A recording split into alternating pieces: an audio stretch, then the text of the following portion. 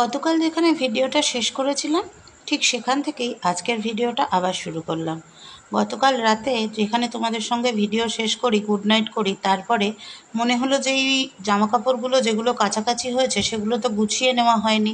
আর আমার তো জানোই, যতক্ষণ পর্যন্ত না কাজ সারা হয় ততক্ষণ পর্যন্ত মাথার মধ্যে একটা হেডেক থেকে থাকে। তাই বসে গেছিলাম আবার জামাকাপড়গুলো নিয়ে ভাঁজ করতে। ততক্ষণে তো ভিডিওটা শেষ করে দিয়েছি। ভাবলাম ঠিক আছে থাক, এই অংশটা পরবর্তী দিনের সাথে যোগ করে দেব।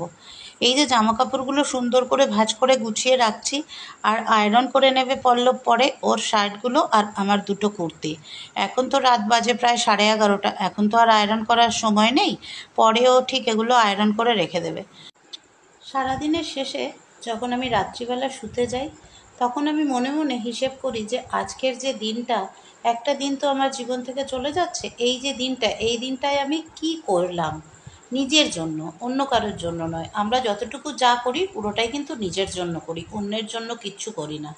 যে নিজের জন্য আমি সারাদিনে কি করলাম, সারা যে 24টা ঘন্টা আমার গেল, সেই 24 ঘন্টায় আমি নিজের জন্য কি করলাম। দিন শেষে যখন দেখি যে না, 24 ঘন্টার মধ্যে 2 ঘন্টা হলেও আমি কিছু এমন করেছি যাতে আমার নিজের জীবনটার উৎকর্ষতা আরও বাড়বে, আমার নিজের জীবনটা আরও সমৃদ্ধ হবে এবং আমার সংসারটা খুব সুন্দরভাবে গুছিয়ে চলবে, তখন মনে হয় না আমি একটা প্রোডাক্টিভ ডে আমার জীবন থেকে আবার কাটালাম।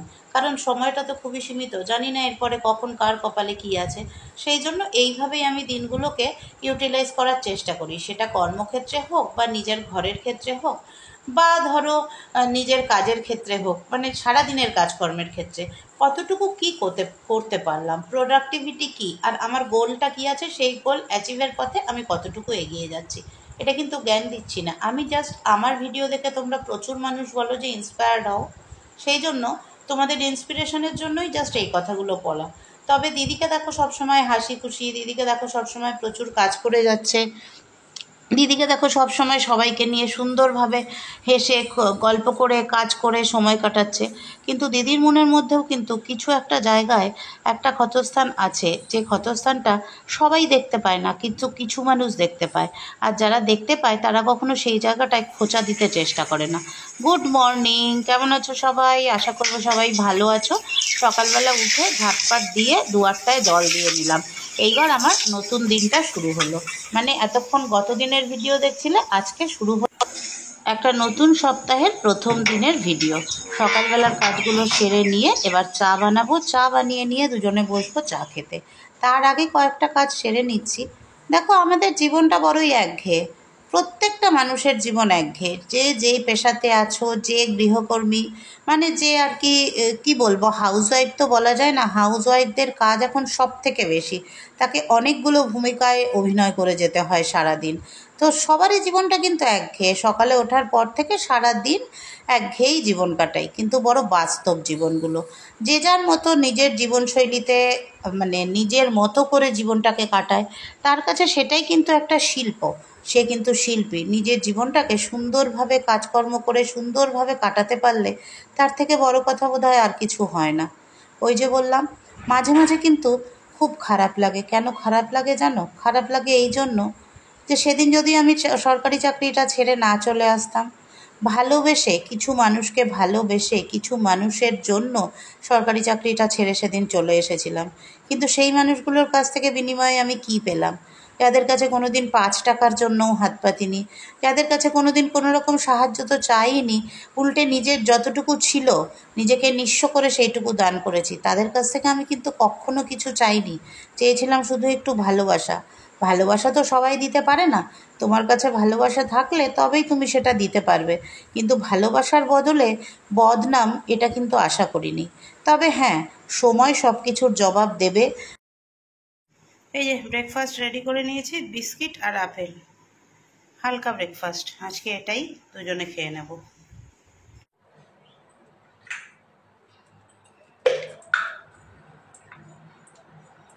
আজকে কালো জিরে ফোড়ন দিয়ে পেঁয়াজ আর কুমড়ো ভাজা করব। এটা আমাকে বললো শেলি, আমার যে বান্ধবী শেলি, ও বললো এইভাবে করে দেখো, কুমড়ো ভাজাটা খেতে খুব ভালো হয়। তো এখন ঘরে অনেকটাই কুমড়ো রয়েছে, দিদি দিয়েছে, তো সেই কুমড়োটা আজকে ওইভাবে ভাজা করব। একদম কুমড়ো আর পেঁয়াজ একসাথে কেটে নিয়েছি।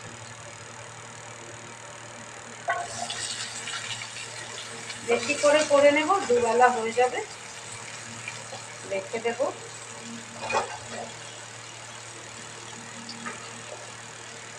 জাস্ট নুন আর হলুদ দেবো, আর একটু কাঁচা লঙ্কা দিয়ে দেবো, দিয়ে ঢাকা চাপা দিয়ে করবো। আমি সত্যিই কোনোদিন করিনি, করে দেখি কেমন হয় খেতে।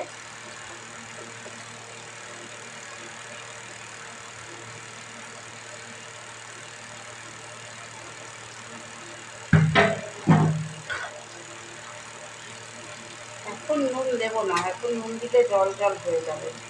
একটু ভাজা ভাজা হোক, তারপরে নুন দেবো।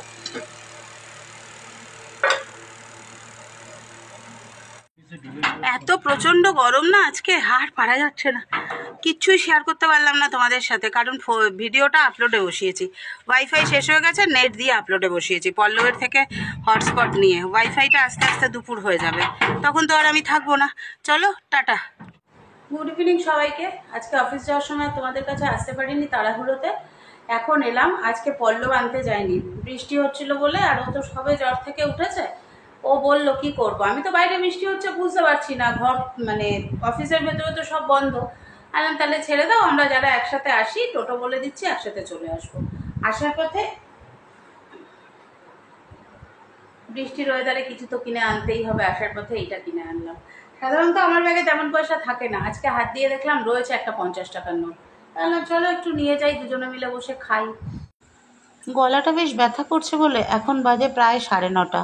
পল্লবকে বললাম দুধটা ছিল না, একটু দুধ নিয়ে আসবে, তা ও দুধটা নিয়ে আসলো। এখন একটু আদা দিয়ে চা বানাচ্ছি বেশ কড়া করে।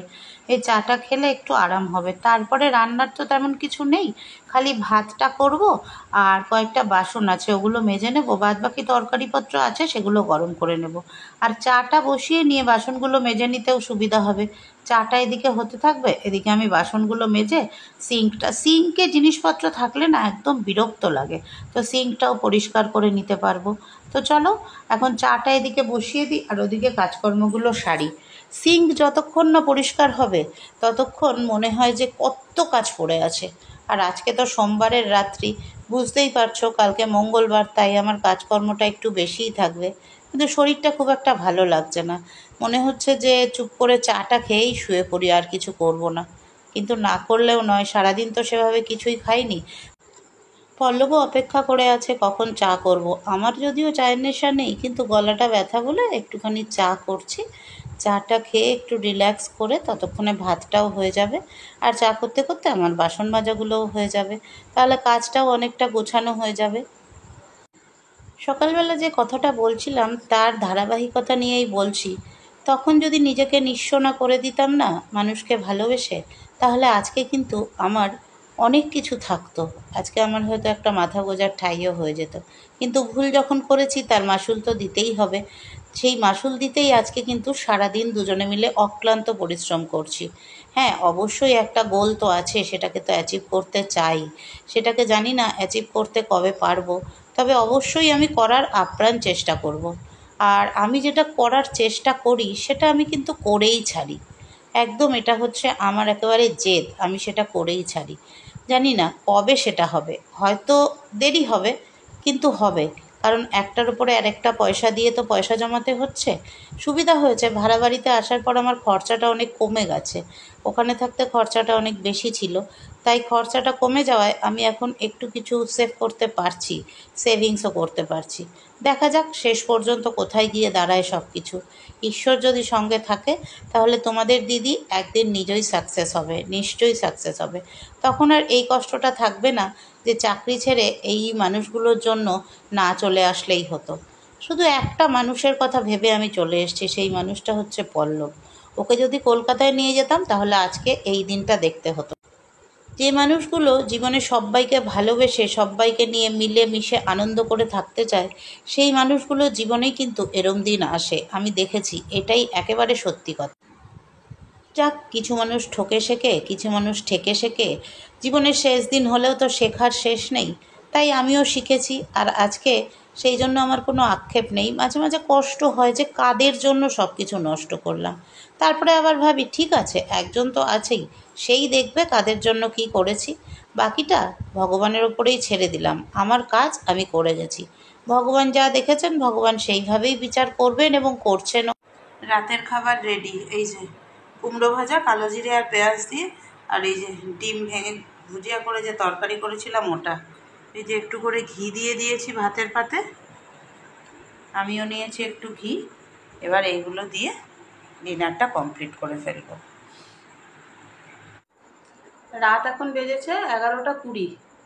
খাওয়া দাওয়া কমপ্লিট হলো, ওদিকে রান্নাঘরে পরিষ্কার করা হয়ে গেল। আজকে শরীরটা না খুব একটা জুৎসই নেই, গলাটা ব্যথা হয়েছে, মানে গলার এখানটা সেই ব্যথা হওয়ার আগে কেমন একটা করে না, সারাদিন ওরকম করছিল। এখন হালকা হালকা ব্যথা হয়েছে, মাথাটাও ব্যথা করছে, হয়তো আমারও জ্বর আসবে মনে হচ্ছে। তাই জন্য একটা প্যারাসিটামল খেয়ে নিলাম, কারণ মান্থ এন্ডের আগে জ্বর এসে অফিস কামাই, আর আমাদের তো পুরোটাই মানে কথা বলার ওপরে না, কাজেই ওটা অফ করা যাবে না কোনো মতেই। আর সেপ্টেম্বর মাসে তো প্রচুর চাপ থাকে বললামই। তাই আজকে এখন আর বেশি কথা বলতেও ভালো লাগছে না। চলো আজকের মতো ব্লগটা এখানেই শেষ করছি। Tata bye bye. কালকে আবার আসবো নতুন ব্লগের সঙ্গে। কেমন? টাটা।